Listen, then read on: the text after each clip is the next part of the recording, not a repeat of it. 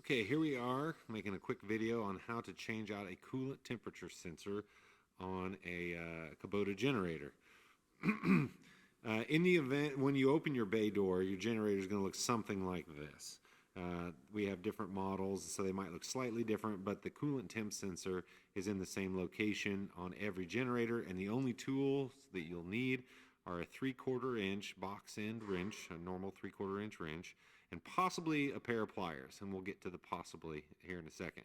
So as you open your bay door, this is what you're looking at, but the coolant temp sensor is actually on the back side. You'll see your sender here on top. The coolant temperature sensor is this guy right here. It's got that little brass hub there. So to get this off, this is where you may need pliers.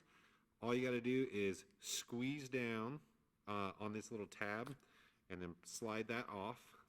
You can see where it slides in, and then put your 3/4 inch wrench on this brass piece right here, and then it just threads out. So this is your coolant temperature sensor.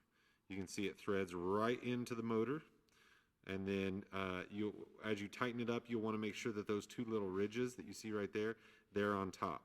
And you can see those pins, it just sort of plugs in, so you might even want to give those just a little bit of a bend to make sure that it makes good contact. It doesn't take much.